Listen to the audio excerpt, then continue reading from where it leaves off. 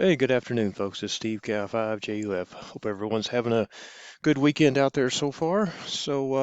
Today I've got another video in a series that we're doing on Wires X, and what I'm going to do today is I'm going to kind of go over through some things that I've learned about Wires X, some of the terminology and things. I've been watching a lot of videos. So I'm just going to try to put something together to share with you what I understand about Wires X, and it might be helpful, might give you some ideas too. One of the things we're going to do, if everything goes according to plan, I've asked W5SLG for permission. We're going to go into his node tonight at around 9 p.m. Central Daylight Savings Time, which is 2 a.m. UTC time. And my plan is to go into the room in 40372 K5RWK. I'm going to go into that room and see if anyone's there, and maybe if someone's watching the video, maybe they can be in the same room at the same time, and we might be able to have a QSO. So anyway, I thought that would be kind of a fun thing to try. Okay, well, let's get started. We'll go ahead and go through basically just a review of some of the things about C4FM terms, and of course the W5SLG repeater. And I got a new laptop, so I'll tell you a little bit about that too. So again, C4FM is a mode that Yaesu has, and it's System Fusion, which is an offering that they have of various radios and so forth. The two modes that are common are digital narrow and voice wide. And you can see here, this just shows you an example of two stations having a simplex QSO. The term System Fusion kind of relates to a product offering from Yaesu. And in this product offering, they offer the benefit of having two modes, what they call C4FM and FM analog. And the beauty of this is they have another feature called automatic mode select, which I'll go over here in a second. But what happens here in this System Fusion, you have the possibility of having digital communication, which is your C4FM, and then you have your FM communication, which is your analog. Wires X is actually the internet portion of the system. When they refer to Wires X, that is your intranet connections of your various chat rooms and so forth globally. So when they talk about Wires X, they're kind of referring to more internet, not so much radio, but that would be the internet. And what they do is with a node basically allows you to link from the airwaves into the internet. Automatic mode select, again, this is a common thing too. If you're talking in C4FM, and if an analog signal comes in, your radios, if your AMS is actually activated, will revert to FM. So I'll show you here an example.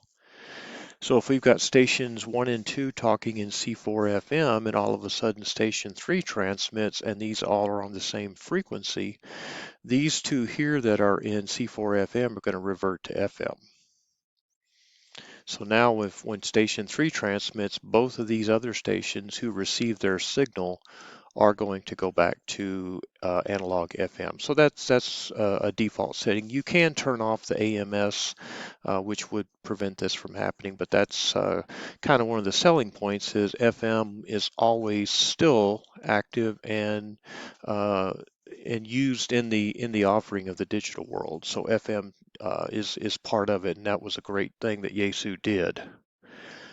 The term node, the node is actually an access point into the Wires X system, and then the below is an example of the local node here at Abilene that we're going to go into tonight. And what we're going to do is on our FT991A is we're going to press the Wires X button, and what'll happen is that'll bring up the node, and by default this node W5SLG, he actually has this where it changes rooms every so many hours and so forth. So depending on when we access this, you'll see here now it's in High Towers Trails, which is DTMF 40627. So if we were to press the wires X button on our radio, this is the room that it would show up, and that's got the DTMF code of 40627. Also, this is a link here that if you want to see rooms, for example, this link right here will take you to all of the different chat rooms that are available in WiresX. And there's just an example here of high towers. DTMF, dual tone multi-frequency, and of course this goes back to the old Southwestern Bell days when we had, buttons you would push on your old phone.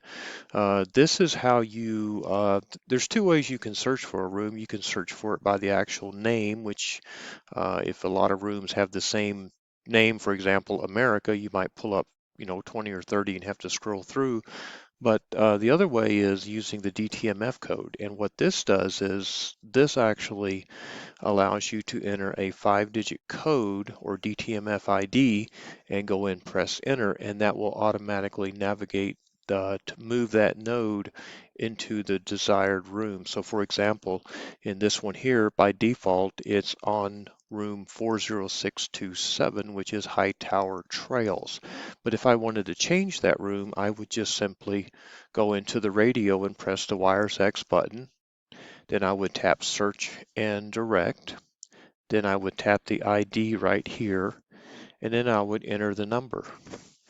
And then I would press enter. So when I do that, this is what will happen. If I go in and enter 40372 and tap enter, this room will now change to the K5RWK room.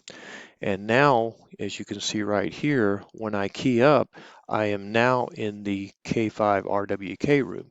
So this was kind of the ideal tonight, was to see if maybe the other people can get in the same room and maybe we can have a talk, a kind of a one-on-one type of thing. So I thought that would be kind of fun.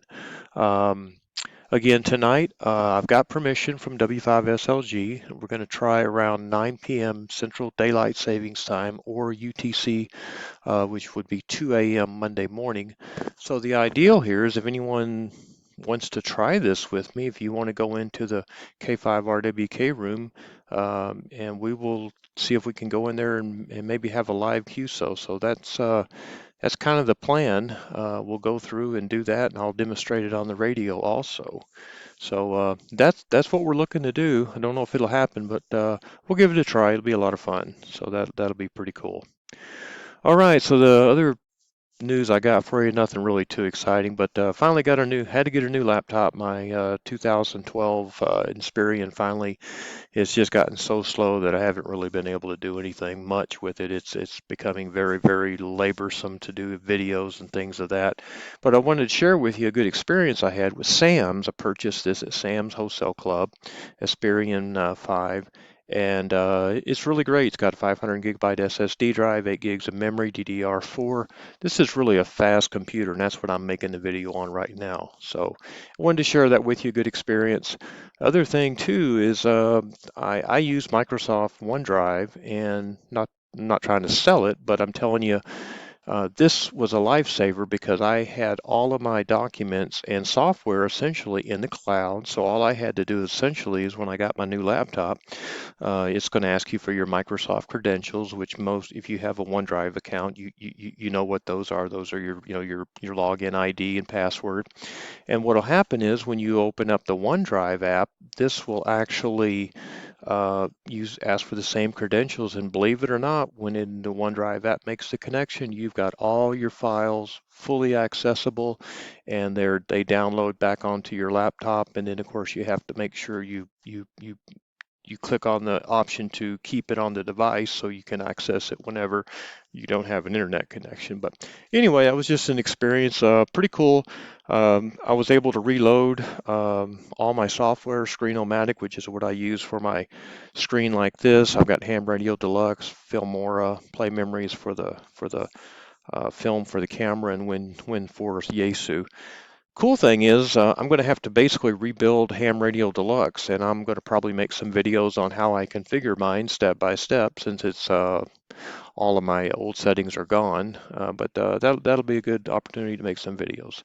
All right, sounds good. Well, I'll go ahead and we'll wrap it up here. And again, 73, and thanks again for watching. And again, join us tonight if you want. The plan is if you have an FT991A and you can, if you have access to a node, whether it be a hotspot in your house or something, join me in room 40372 at 9 p.m. And that's pending I can get to it. So I'll have to make sure I can access it. And hopefully if I can't, if I'm not there, that means I've got a problem accessing it. So anyway, 73 again. Thanks from Steve. This is Steve Cal 5JF. Thanks again for watching.